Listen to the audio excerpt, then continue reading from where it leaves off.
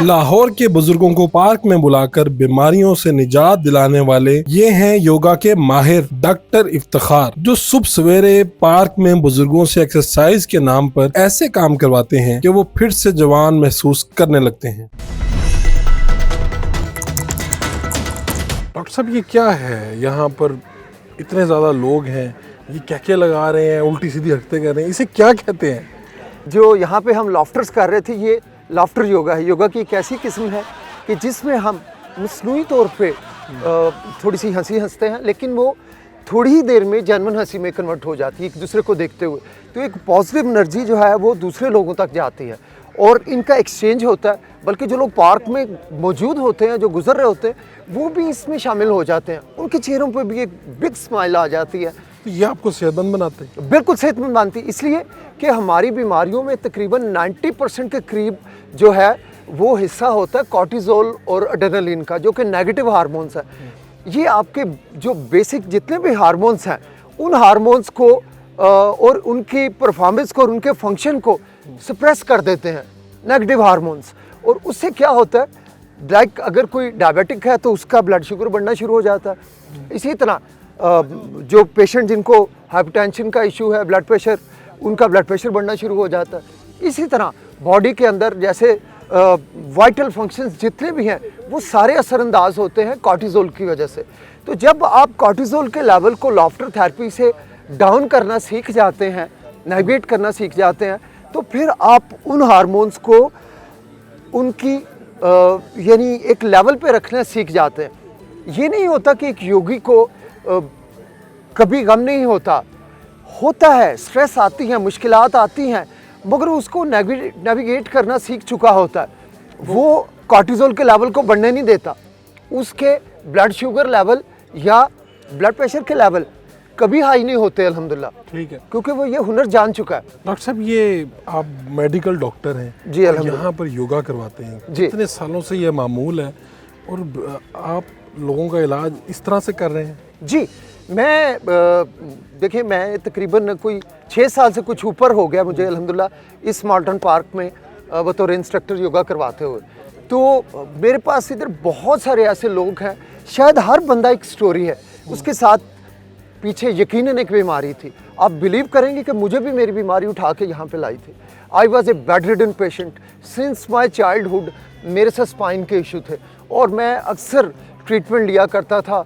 और अपनी स्कूलिंग के टाइम पे मैं अपने कॉलेज, मेडिकल कॉलेज के ज़माने में, फिर अपने हाउस जॉब में, फिर अपने क्लिनिक में, प्रैक्टिस में, मैं थिएटरों में, कभी भी मैं सुकून के साथ नहीं खड़ा हो सकता था कि मुझे मेरी मैंने हर जगह पे, इवन मस्जिद में मैं बेल्ट पहन के जाया करता था।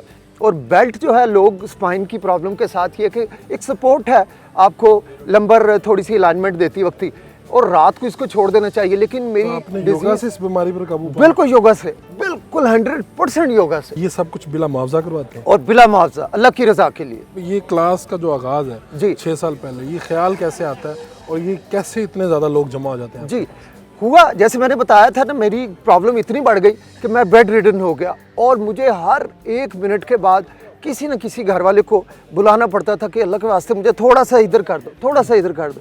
आई was advise to undergo spinal surgery. लेकिन मैंने मतलब जिसमें 3 ऑर्थोपेडिक के प्रोफेसर थे, 2 न्यूरो के प्रोफेसर थे, और सब एक पेज पे थे कि आपकी सवाई सर्जरी के और कोई L4, L5 और L5S1 पे डिस्क बल्ज इस कदर एडवांस लेवल की थी कि मैं 1 मिलीमीटर मूव नहीं कर सकता था और टोटली बेड रिडन था। मुझे पकड़ के भी साथ ही वॉशरूम में ले जा नहीं सकता था, कोई भी ना बिठा सकता था, इतना एडवांस कर गया वो था। और अल्लाह ने अपनी रहमत से एक ऐसा फरिश्ता भेजा जिसने मुझे एक दिन, वो बाहर से साथी आए हुए थे, उन्होंने मुझे एक दिन आके जब योगा के चंद एक पोस्चर कराए तो मुझे फ़ौरन स्ट्राइक हुआ कि there is a ray of hope. वरना इससे पहले मैं एक टाइम पे उन्हीं दिनों में 17 गोलियां खाता था और 4-4 गोलियां नींद की खाने के बावजूद मुझे नींद नहीं आती थी। और मेरे लिए एक ही ऑप्शन था सर्जरी का, जो मैंने नहीं सिलेक्ट किया, कि मुझे पता था कि हमारी फैमिली में और ये बेतहाशा लोग करवा चुके हैं और किसी ने फलाह नहीं पाई इससे। तो खुद डॉक्टर्स इस बात पे हैरान थे कि डॉक्टर साहब आप क्यों इस कदर रिजिड हैं, क्यों नहीं सर्जरी करवाते, आपका तो इसके सिवा कोई ऑप्शन हो ही नहीं सकता। और यकीन माने, एक ही दिन में अल्लाह ने ऐसी रहमत कर दी कि दूसरे दिन, तीसरे दिन, 9वें दिन मैं खुद खड़ा था, नाच रहा था, खुशी से उछल रहा था और मुझे पता था कि मैं आज़ाद हो चुका हूँ, एक बहुत बड़ी बीमारी से आज़ाद हो चुका हूँ। अल्लाह सुब्हानहू तआला ने मुझे योगा के ज़रिए बेइंतहा शिफा दी। जब मैं खुद इससे ठीक हुआ ना, तो मेरे दिल के अंदर एक शौक़ लगन आई कि मैंने योगा को सीखना है, इस साइंस को सीखना है। ये दर हकीकत बहुत बड़ी साइंस है, क्योंकि स्पाइन की और नी की सर्जरी, हिप की सर्जरीज़ में बहुत दफ़ा मैंने वो केसेस असिस्ट कराए थे, तो मैंने देखा था कि लोग कभी भी उस सेहत को अचीव नहीं कर सकते जो कि इन बड़ी बड़ी सर्जरियों के बाद होती है, कि वो पहले जैसे कभी भी नहीं होते। लेकिन जब मैं योगा में आया और मैं पहले जैसा हुआ, तो मैंने सोचा कि मैंने इसको सीखना है, मैंने इसको लर्न किया। 3 साल की मेरी रही सारी तरबियत और मेरे कोर्सेज़ कंप्लीट हुए, रूटीन के, एडवांस लेवल के, टीचर ट्रेनिंग के। और फिर मैं 2016 के एंड पे मैंने यहाँ पे माल्टन पार्क में बतौर योगा इंस्ट्रक्टर योगा करवाना शुरू कर दिया।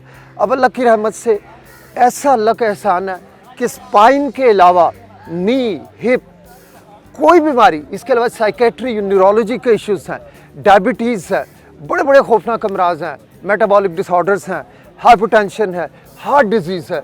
यकीन माने यहाँ हर बीमारी का वाकई शाफी इलाज है। बीमारियाँ रिवर्स हो जाती है योगा से, अल्हम्दुलिल्लाह।